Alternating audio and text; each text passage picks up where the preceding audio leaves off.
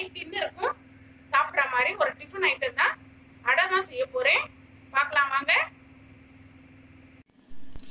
அடை செய்வதற்கு தேவையான பொருட்கள்: பச்சரிசி 1 டம்ளர், புழுங்கல் அரிசி 1 டம்ளர், 4 காய்ந்த மிளகாய்,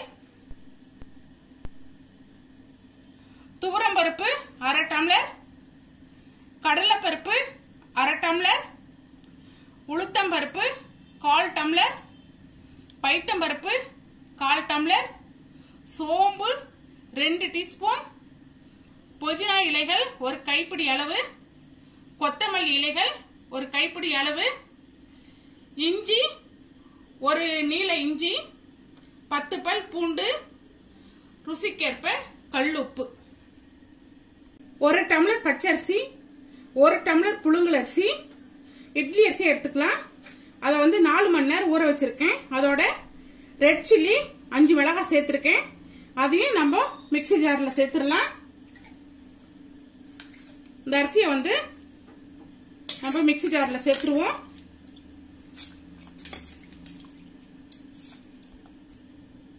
இதோட 2 டீஸ்பூன் சோம்பு சேர்க்கிறேன். கல் உப்பு 2 டீஸ்பூன் சேர்த்து நம்ம இப்போ கொரகொரன்னு அரைச்சிட்டு வந்துடலாம். பாருங்க, இந்த பதத்துக்கு ரொம்ப நைஸா இல்லாம கொஞ்சம் கொரகொரன்னு தண்ணி விட்டு இந்த மாதிரி அரைச்சு எடுத்துக்கோங்க. அதே மிக்ஸி ஜார்ல இப்படி இஞ்சி இடிச்சு வச்சுக்கோங்க. பூண்டையும் தட்டி வச்சுக்கோங்க. அப்பதான் மிக்ஸில அரைகிறப்போ நைஸா நம்மளுக்கு கிடைக்கும். இதோட அந்த பருப்பெல்லாம் ஒன்னா சேர்த்து 2 மணி நேரம் ஊற வச்சிருக்கேன். அந்த பருப்பு இதோட சேர்த்து இதையும் நைஸா அரைக்க கூடாது, கொர கொரன்னு அரைச்சிட்டு வந்துருவோம். தண்ணி விட்டு அரைங்க. இதுல இருக்கிற தண்ணியை நம்ம இதுல சேர்த்துடலாம். பருப்பு அரைச்சிட்டு வந்துட்டேன். இது ரொம்ப நைஸாவும் இல்ல, கொஞ்சம் கொர கொரன்னு இருக்கணும். ரொம்ப பருப்பாவும் இருக்கக்கூடாது. இந்த அளவுக்கு இருக்கணும். நம்ம அந்த அரிசி அரைச்சோம் இல்லைங்களா, அந்த மாவோட இதையும் நம்ம கலந்துக்கலாம். பாருங்க, நான் ஊற வச்ச அரிசி பருப்பு எல்லாம் அரைச்சிட்டு மிக்ஸ் பண்ணி வச்சிருக்கேன். இந்த அளவுக்கு இருக்கணும், சரியா இருக்கும். இப்ப இதுக்கு தாளிப்பு கொடுத்துடலாம். கடாய், ஒரு சின்ன கடாய் அடுப்புல வச்சிருக்கேன். 1 ஸ்பூன் மிளகு, 1 ஸ்பூன் ஜீரகம் எடுத்திருக்கேன்.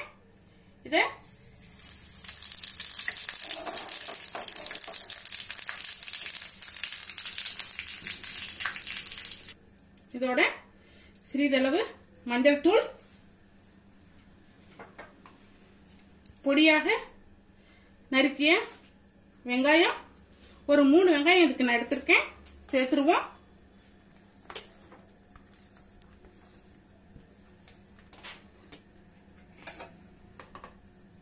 பொடியாக நறுக்கிய கருவேப்பிலை இலைகள் 1 கைப்பிடி அளவு,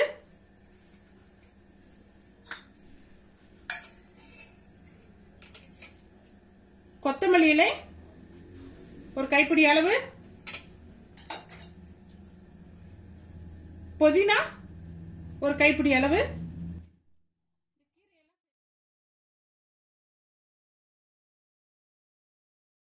இந்த இலைகள்லாம் சேர்த்து நல்லா இந்த மாதிரி கலந்து விட்டுருங்க. உங்களுக்கு புதினா கொத்தமல்லி இல்லைனாக்க சூப்பரான முருங்கைக்கீரை வச்சு இதுல நீங்க கட் பண்ணி போட்டு அடை செஞ்சுக்கலாம். அது இன்னும் டேஸ்டாவும் ரொம்ப வாசனையாவும் நல்லா இருக்கும்.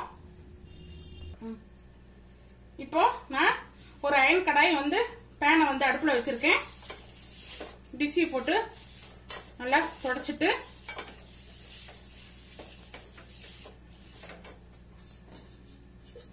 இதுல 1 ஸ்பூன் நல்லெண்ணெய் விட்டுக்கிறேன்.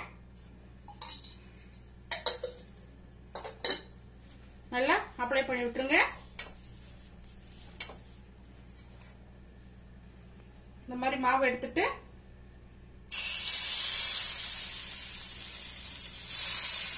இப்படி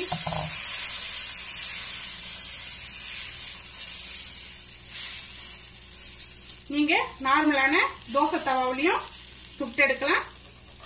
இந்த மாதிரி நடுவுல ஒரு ஹோல் போட்டுருங்க. அப்பதான் அது வெந்து வரத்துக்கு நல்லா இருக்கும்.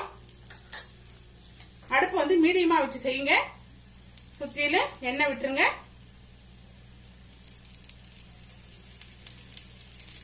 ஒரு நிமிஷத்துக்கு அப்புறம் திருப்பி போடலாம்.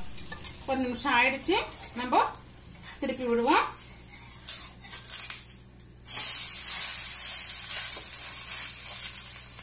நல்லா பிரஷ் பண்ணி விடுங்க. ஒரு நிமிஷம்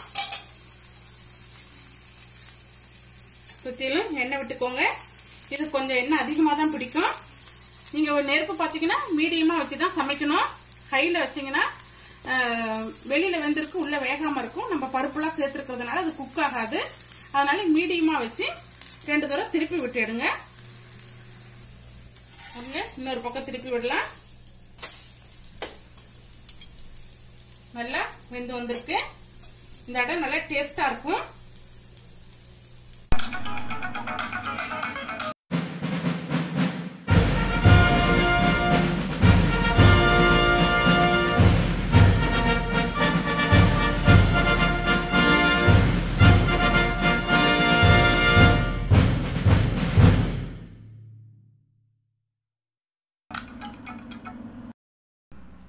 நான் ஒரு கடாய் அடுப்பில் வச்சுருக்கேன். அதில் 2 ஸ்பூன் ஆயில் விட்டுருக்கேன். ஆயில் ஹீட் ஆனதுக்கப்புறமா 2 டேபிள் ஸ்பூன் உளுந்தை சேர்த்துடலாம். உளுந்தை சேர்த்து நல்லா வறுத்து விடுங்க. 1 ஸ்பூன் தனியா, 4 காஞ்ச மிளகாய் எல்லாம் சேர்த்து நல்லா பொன்னிறமாக வர வரைக்கும் வறுத்து விடுங்க. கொஞ்சம் கருவேப்பிலை,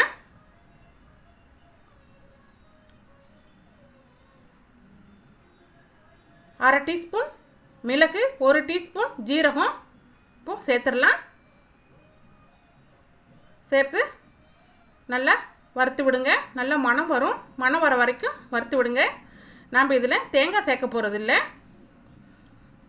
தேங்காய் இல்லாத ஹெல்த்தியான ஒரு புதினா சட்னி தான் இப்போ செய்ய போகிறோம். இப்போது ரெடி ஆயிடுச்சு. நான் ஒரு மிக்ஸி ஜாருக்கு மாற்றிடுறேன். அதே கடாயை அடுப்பில் வச்சுருக்கேன். 2 ஸ்பூன் ஆயில் விட்டுருங்க.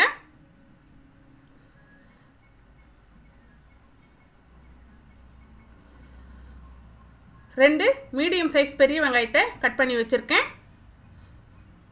நீங்கள் சின்ன வெங்காயம் வேணுனாலும் சேர்த்துக்கலாம். சேர்த்து ஒரு நிமிஷம் வதக்கி விடுங்க. இப்போது 1 ஸ்பூன் சால்ட் சேர்த்துக்கிறேன்.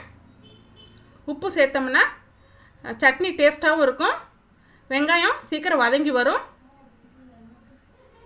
இப்போ வெங்காயம் வதங்கிடுச்சு. 2 மீடியம் சைஸ் தக்காளியாக கட் பண்ணி சேர்த்துக்கலாம். சேர்த்து நல்லா வதக்கிடுவோங்க. நல்லா வதக்கியாச்சு.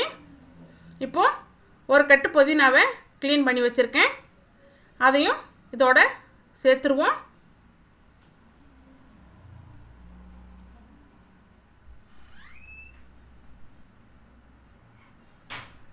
சேர்த்து நல்லா வதக்கி விடுங்க. ஓரளவுக்கு வதங்கினா போதும். புதினா ஓரளவுக்கு வதங்கி வந்துருச்சு. இந்த அளவுக்கு வதங்கினா போதும், ரொம்ப வதக்க வேண்டாம். இது ஆறின பிறகு நம்ம முதல்ல இந்த மாதிரி மசாலாவை போட்டு பொடி பண்ணிக்கணும்.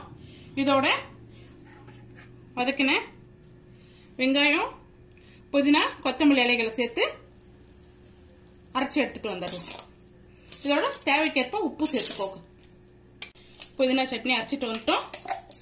நான் தேங்காய் சேர்க்கல. தேங்காய் வேணா நீங்கள் சேர்த்துக்கோங்க, ஆப்ஷனல். இதுவே நல்லா டேஸ்டாக இருக்கும். நீங்கள் தண்ணி வேணுன்னா இன்னும் கொஞ்சம் தண்ணி சேர்த்து கலந்துக்கலாம். இப்போ நம்ம தாளிச்சிடலாம். தாளிப்பு கரண்டில் எண்ணெய் போட்டிருக்கேன். கடலைப்பருப்பு, உளுத்த பருப்பு சேர்த்துடலாம்.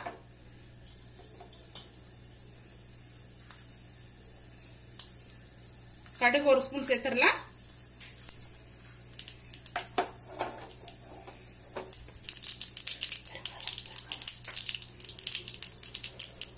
கருவேப்பிலை சேர்த்துக்கிறேன். பெருங்காயம் நல்லா இருக்கும்.